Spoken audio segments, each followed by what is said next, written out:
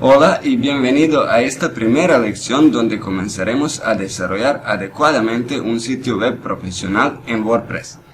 Para instalar el WordPress en mi WP Superhosting es suficiente dirigirme al apartado de características adicionales y luego al último punto, Softaclose Auto Installer.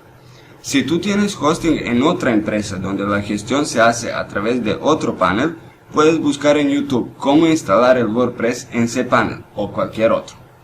Para instalar el WordPress haré clic en Instalar para así instalarlo directamente a uno de mis dominios. Al llegar a esta nueva pantalla, primero debo asegurarme de seleccionar la opción HTTPS para así incluir el certificado SSL. El segundo punto importante, si tienes dos o varios dominios ubicados en tu hosting, asegúrate de seleccionar el buen dominio. Como último punto en este apartado, borraremos lo WP para así facilitar el acceso a la web y al mismo dashboard. Ahora, yendo hacia abajo, en el siguiente apartado debo configurar los detalles de mi sitio web, el nombre y una descripción corta. Si todavía no tienes decidido esas dos cosas, puedes dejarlo por defecto y luego editarlo desde el mismo WordPress. Aquí, al lado derecho, debo configurar la cuenta de administrador, mi cuenta con la que accederé al WordPress para trabajar. Siempre recomiendo elegir una contraseña con signos especiales, como puntos y signos de exclamación. Correo dejaré para luego explicar el proceso del cambio dentro del mismo WordPress.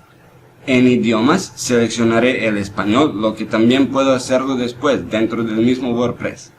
Pero el punto de opciones avanzadas se debe realizar ahora, ya que es única oportunidad para hacerlo. Para implementar aún más protección desde el inicio, cambiaré el nombre de la base de datos igual que el prefijo de las tablas. Es importante hacerlo ahora porque si cambiamos después la base de datos, la web quedará destruida.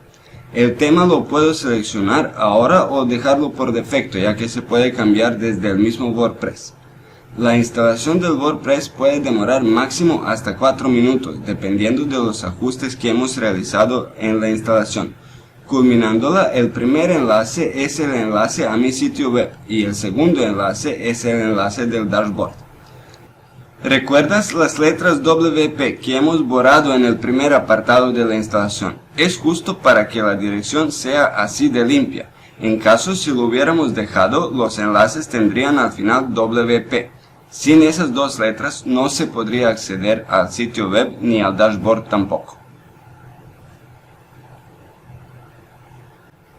Teniendo la instalación lista, todavía no visitaremos el WordPress. Regresaré a mi hosting para implementar aún más seguridad en mi WordPress.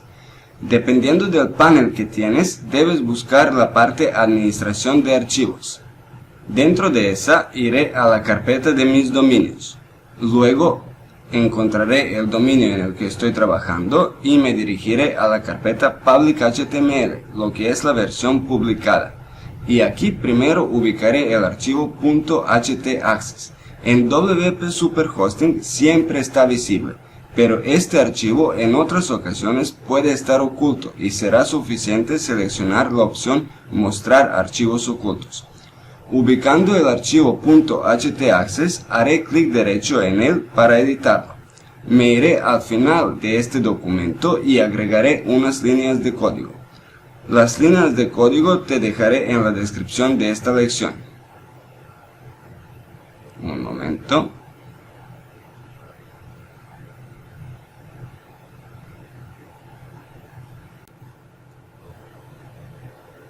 Todos estos fragmentos de códigos tienen su explicación corta. Las primeras líneas indican que solo las IPs mencionadas aquí pueden acceder al dashboard del WordPress.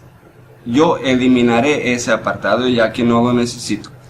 El segundo fragmento bloquea el acceso a las carpetas que componen el sitio web. Con el tercer y cuarto fragmento bloquearemos el acceso a cualquiera de los documentos como el .htaccess y wp-config, el siguiente que editaré. El último fragmento es para bloquear el acceso a las carpetas de los plugins y temas. Cerraré esta ventana y la última parte para esta lección es editar el documento wp-config.